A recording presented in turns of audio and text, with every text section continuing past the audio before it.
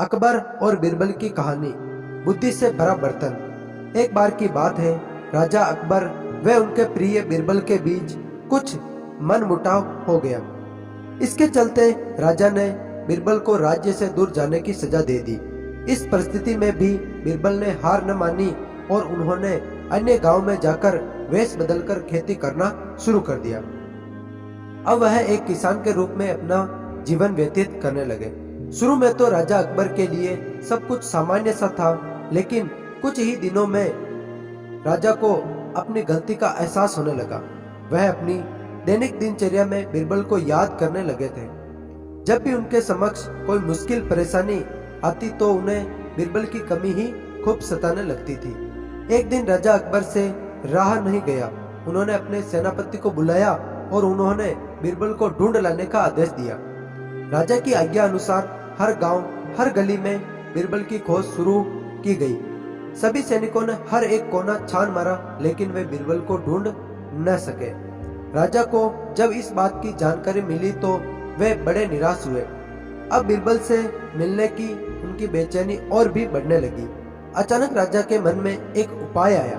उन्होंने आदेश दिया कि सभी गांव के मुखिया को संदेश भेजा जाए कि उन सभी को एक बर्तन के अंदर बुद्धि डालकर राजा को भेजना होगा। जो भी इस आदेश को पूरा नहीं करेगा उसे इसके बदले एक बर्तन में हीरे जवाहरात भरकर राजा को भेजना पड़ेगा। सभी गांववासी राजा के इस अजीबोगरीब आदेश को सुनकर परेशान थे। सभी ये सोचकर हैरान थे कि बुद्धि को किस तरह एक बर्तन में भरा जाए। बुद्धि तो सभी के पास उपलब्ध थी, लेकिन उसे किस तरह एक बर्तन में डालना है, यह सोचकर सभी परेशानी में थे। ऐसा न कर पाने की अवस्था में उन्हें उसी बर्तन को कीमती हीरे जेवरों से भरना था, जो कि इससे भी बड़ी समस्या थी। वहीं जिस गांव में बीरबल एक सामान्य किसान का वेश बनाकर रह रहे थे, वहां भी राजा का यह संदेश चर्चा का विषय बना हुआ था। गांव के सभी बड़े बुजुर्ग निराश होकर बैठे हुए थे कि वहां बीरबल आए और उन्होंने कहा कि वह इस समस्या का समाधान निकाल सकते हैं।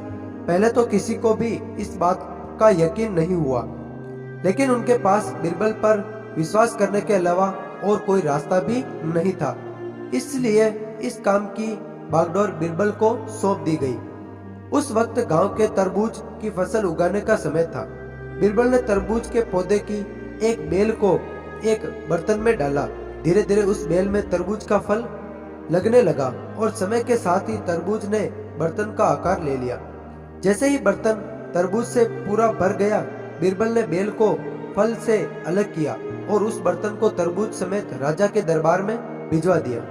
साथ में ही यह संदेश भेजा कि उस बर्तन के अंदर बुद्धि भरी है और राजा को बर्तन को बिना तोड़े ही बुद्धि को निकालना होगा। जैसे ही राजा ने तरबूज से भरा हुआ बर्तन देखा, वह उसे निकालने की शर्त सुनी तो उन्हें यकीन हो गया कि ऐसा विचार केवल बीरबल का ही हो सकता है।